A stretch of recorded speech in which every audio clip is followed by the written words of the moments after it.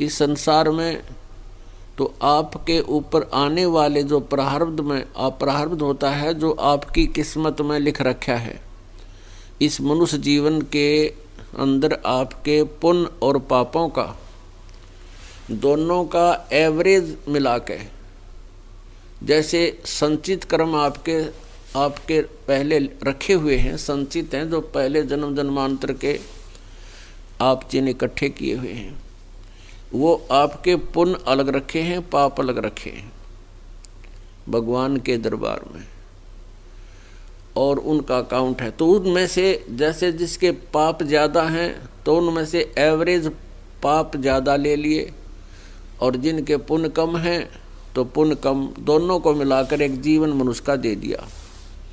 तो जिनके पाप ज़्यादा हैं उनको दुख ज़्यादा हैं, जिनके पुण्य ज़्यादा हैं उनको सुख ज़्यादा हैं, उसी रेशों से, लेकिन दुख और सुख दोनों को ही है।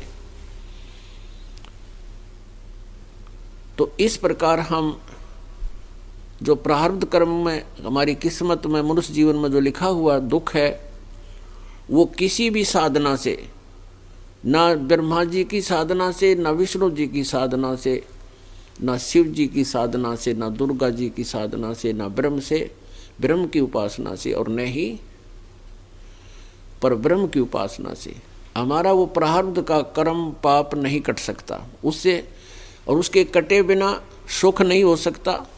जैसे कि आपको बताया कि किसी के पैर में कांटा लगा हो, उस कांटे के कारण दुख है, और कांटा निकले तो सुख हो। तो ऐसे ही प्रारब्ध कर्म कटे, समाप्त हो, उसका नाश हो पाप का, तो सुख हो। तो सुख करने वाला पाप नाशक परमात्मा कबीर अंगारी असी बम्भारी असी, यजुर्वेद अध्याय नंबर 5 का श्लोक नंबर 32 मंत्र 32 बताता है कि वो कबीर नामक परमात्मा है, वो पापों का शत्रु है, पाप नाशक है, और बम्भारी बंधनों का शत्रु यानी बंदी छोड़ है। और परमेश्वर भी स्वयं कहते हैं, अमर करूं सतलोक पठाऊं, तात बंदी छोड़ कहाऊं।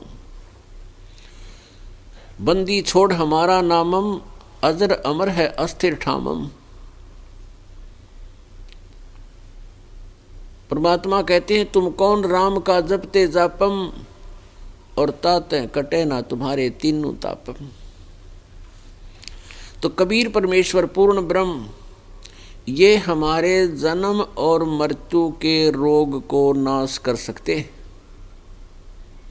ये हमारे प्रारब्ध में आने वाले दुखों का नाश कर सकते हैं। जैसे कल रात्रि में आपको दिखाया था, यजुर्वेद अध्याय नंबर 8 का मंत्र नंबर 13 में 6 बार लिख रखा है कि वो पूर्ण परमेश्वर, पूर्ण परमात्मा अपने साधक के जो दान देता है, दान देने वाले के, या कोई वैसे भी कोई कर्म किया है पहले कर रखा है या अब हो चुका है अनजानपने में, परमात्मा की शरण में आने से उसके सर्व पापों का नाश कर देता है। और पापों का नाश होने से सुख होगा, वैसे तो सुख हो ही नहीं सकता। तो पाप नाशक परमात्मा केवल कबीर अंगारी असी, वो कबीर है और कोई भगवान नहीं है। तो हमने उसी की पूजा करनी पड़ेगी, हमें उसी परमात्मा की साधना करनी पड़ेगी, जिससे हमारी जन्म और मृत्यु सदा के लिए समाप्त हो, और इस जीवन में हम सुखी हों। सुखी का मतलब है कि यहाँ जो हमारे ऊपर आपदाएं आ रही हैं ये टलें, और ताकि हम भक्ति करके परमात्मा में रुचि बने। जैसे आपके ऊपर कोई आपदा आई है, संकट आए हैं, और परमात्मा उनको ठीक करेगा, तो आपकी श्रद्धा बढ़ेगी, और फिर आपकी रुचि बनेगी भगवान की भक्ति करने में। और आप पर आपदाएं आती रहें तो आप भक्ति नहीं कर सकते।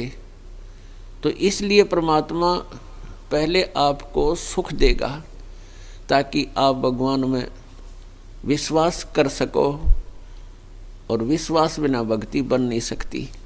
तो उनको लाभ होगा जो सच्चे दिल से इस कबीर परमेश्वर को स्वीकार करेंगे, और आन उपासना सपने में भी नहीं करोगे। जो पहले पूजा आप करते थे वो साथ करते रहे तो भगवान राजी नहीं होगा। ये नियम है इस मालिक का। इसलिए आपको ये नियम बताए जाते हैं। सभी नियमों को आप फॉलोअप करो, इनका पालन करो, और फिर देखो सुख भगवान के। आप दांतों तले उंगली दबाओगे कि हमने सुना था कि भगवान ऐसा करता है, लेकिन होता आपको यही दिखाई देगा।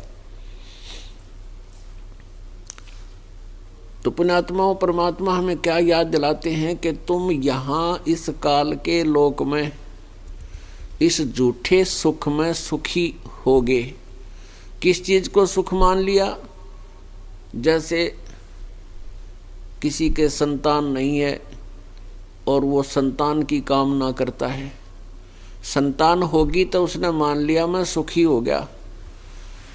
अब जो संतान फिर क्या होता है, जैसे परमात्मा कहते हैं बेटा जाया खुशी हुई और खूब बजाए थाल, ये तो आना जाना लगा हुआ है जो कीड़ी का नाल।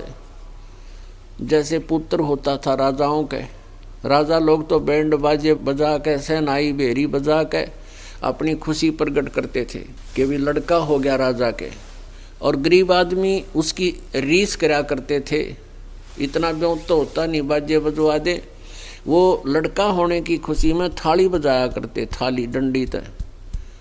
आसपास पता लग जाता कि उनके कोई डिलीवरी होनी थी और उनके घर में आज थाली बज रही है तो लड़का हो गया। परमात्मा कहते हैं बेटा जाया खुशी हुई और खूब बजाए थाल, ये तो आना जाना लगा हुआ है ज्यों कीड़ी का नाल। अब किसी व्यक्ति के विवाह के 10-12 वर्ष के बाद पुत्र हुआ, वो भी इकलौता पुत्र था अपने पिता का, जिसका पुत्र हुआ। फिर उन्होंने बड़ी खुशी मनाई, आसपास के कई गांवों को बुलाकर जश्न मनाए, खूब खर्च किया, और 1 वर्ष के से पहले ही नेक्स्ट जन्मदिन आने पहले वो लड़के की मृत्यु होगी। जन्म हुआ तब तो खुशी मना रहे थे, फूले नहीं समा रहे थे, और फिर अगले जन्मदिन से पहले उसकी मृत्यु हो ली, 1 वर्ष से पहले ही। अब टक्कर मार रहे हैं, रो रहे हैं। तो परमात्मा कहते हैं झूठे सुख को सुख कह तू मान रहा मनमोद, ये सकल जबीना काल का कुछ मुख में कुछ गोद। अब जैसे हम यहाँ ड्रामाबाजी करते हैं विवाह के समय, कोई डीजे बजाता है, कोई बैंड बाजे बजाता है, डांस करते हैं, उद्मस्तार देते हैं। ये कोई एक मानुष का कार्य है। अब जैसे किसी ने विवाह हो रहा था लड़के का, लड़के वाले बड़े खुशी मना रहे थे, नाच रहे थे, गा रहे थे, और वो अगले दिन बारात जा रही थी। रास्ते में दुर्घटना होगी, दूल्हा भी मारा गया और एक ही उसी परिवार के 3-4 सदस्य और मारे गए। अगले दिन समाचार पत्र में डिटेल आई थी, उनकी बुरी तरह रो रहे थे, और पहले दिन वो नाच रहे थे, गा रहे थे, बुरी तरह उद्मस्तार रहे थे। अरे अब टक्कर मार कर रो रहे हैं।